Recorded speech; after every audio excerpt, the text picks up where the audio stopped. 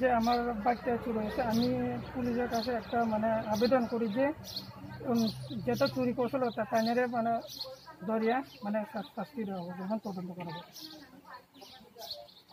অনেক কিছু ক্ষতি হয়েছে, যে আমার বাইকের ব্যাটারি এবং সিটটা সব খুলে লাইছে, আর বাইকের যে ইলেকট্রিক জিনিস বা লাইট আসলে বাইক সব কিছু মানে নষ্ট করে লাইছে, বাইকটা পুরো শেষ। মানে যেটা ইলেকট্রিক জিনিস আসলে পুরা 100% মধ্যে 100% ওইসব, আর বাজার টাইজার ওই সব সামনে বাজার সব ভাঙে লাইছে, আর নাম্বার প্লেট সব উঠাই লাইছে।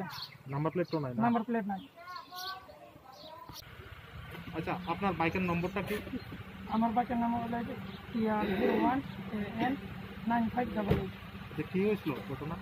গত 9 তারিখে ওই SDM এ ঘরে যে সময় আসলো, মানে ওই সময় বাইকটা বাইরে ছিল, আর বাইকটা যে সময় নিবার লাগে গেছিলো, কিন্তু হঠাৎ করে মানে পুরা 20 থেকে 25 জন লোক আমাকে পুরা গেরোট করে লাগছে। আমি মানে বাইক পালিয়ে বাগান মানে আমার 9টা 9:30 দিয়ে গেছিলাম, আমার বাইকটা নাই। কিন্তু আমি 11 তারিখে লেভেল পিএসএ জিডি এন্ট্রি করেছি, তাহলে আমরা পুলিশের কারবার পর আজকে মোহন স্বরূপ পিএসএ থেকে সেটা পিএস থেকে জানানো গেছে যে আজকে বাইকটা মানে পুকুর থেকে উদ্ধার হয়েছে।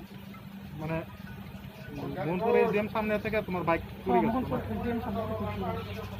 তোমার নাম? আমার নাম সেলিম দেবনাথ। এটা বাইকটা কার নামে রেজিস্ট্রেশন? বাইকটা আমার কাকিমার নামে রেজিস্ট্রেশন। ওনার নাম সন্ধ্যা দেবনাথ। তোমার বাড়ি কোন জায়গাতে? আমার বাড়ি পুকুরপাড়া।